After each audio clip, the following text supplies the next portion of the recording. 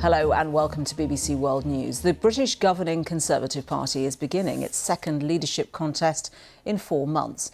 It comes after the Prime Minister Ms Truss resigned on Thursday, saying she couldn't implement the policies on which she was elected. Candidates will need the support of at least 100 MPs, and while there are no formal contenders yet, former Prime Minister Boris Johnson could attempt a dramatic comeback. Here's our political correspondent, Iona Wells.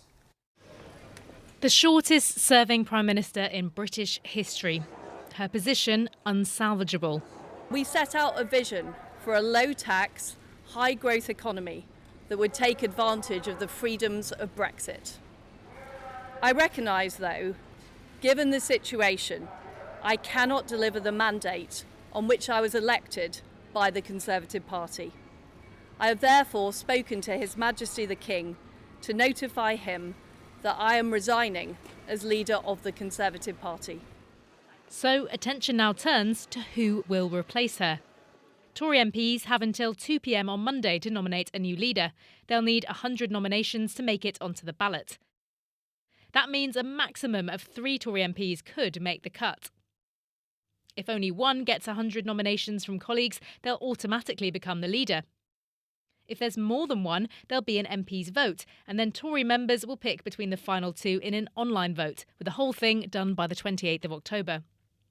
So who are Tory MPs talking up for the top spots here? No MPs have officially said they will run yet, but Rishi Sunak, who came second this summer, is someone a lot of MPs have already come out in support of. Cabinet Ministers Penny Mordaunt and Kemi Badenoch, who ran for the leadership this summer, are also being mentioned by some Tory MPs. As is Suella Braverman, who resigned just this week as Home Secretary. I want to thank all the wonderful staff.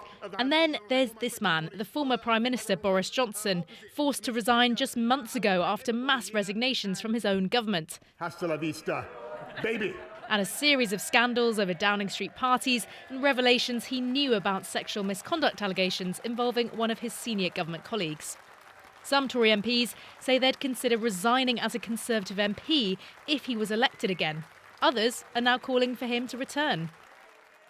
Conservative sources say the Business Secretary, Jacob Rees-Mogg, has encouraged colleagues to back him, and other MPs have said he is the only person with a mandate from the general public in an election.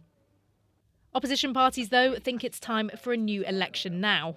I really don't think that another revolving door of chaos, another experiment at the top of the Tory party is the way out of this. What needs to happen now? Well, on a UK level, there must be a general election. It is a democratic necessity.